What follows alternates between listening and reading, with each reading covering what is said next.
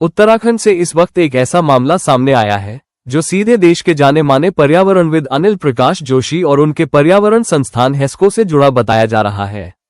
अधिवक्ता संदीप चमोली के अनुसार सरकार ने हेस्को को केवल 1.5 बीघा भूमि का पट्टा दिया था, लेकिन मौके पर स्थिति इससे कहीं अधिक क्षेत्र की बताई जा रही है। सवाल ये है, अगर पट्टा 1.5 बीघा का था, फैला केंद्र कैसे?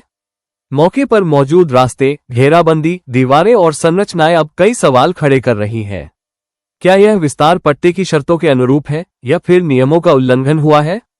मामला यही नहीं रुकता। आरोप ये भी है कि यह भूमि देहरादून वन प्रभाग की औकिडिया बीट में आती है, और अगर यह आरक्षित वन भूमि है तो फिर निर्माण की अनुमति किस आधार पर दी गई?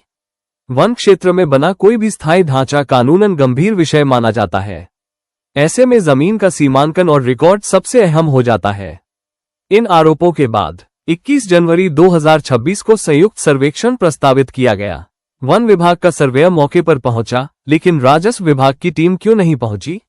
बिना राजस्व विभाग के सीमांकन अधूरा माना जाता है और अधूरे सर्वे से सच सामने नहीं आ सकता। आज जैसे कि सर्वे की डेट थी, 2:30 बजे हम लोगों को यहाँ बुलाया गया था, जिस प्रकरण में मेरे द्वारा एक शिकायत की गई थी कि हेस्को द्वारा जो है जो रिजर्व फॉरेस्ट है उसका दोहन किया गया है और उस पर कब्जा करने का काम किया गया। उस संबंध में आज जो है फॉरेस्ट द्वारा एक टीम भेजी गई थी, लेकिन आज जो पटवारी थे वो मौके पे नहीं आ पाए और कहीं ना कहीं जब गए तो बहुत सारी अनियमितताएं पाई गई। रिजर्व फॉरेस्ट के बीच में जो है पक्की सड़कें बनी हुई हैं और कहीं ना कहीं आप स्वयं देख रहे हैं कि बहुत बड़ा बिजली का ट्रांसफार्मर जो है वो रिजर्व फॉरेस्ट में लगा हुआ है। बिजली की तारें रिजर्व फॉरेस्ट में बनी हुई हैं, जहां पूरा राज्य जो है सड़क के लिए लड़ाई लड़ रहा है। जब कोई गांव जंगल के बीच में उसको आज तक सड़कें नहीं मिल पाई, वहां हेस्को को इतनी सुविधाएं सरकार द्वारा दी जा रही है। विषय गंभीर है और फॉरेस्ट के पिलर गायब होना ये भी बड़ा गंभीर विषय है।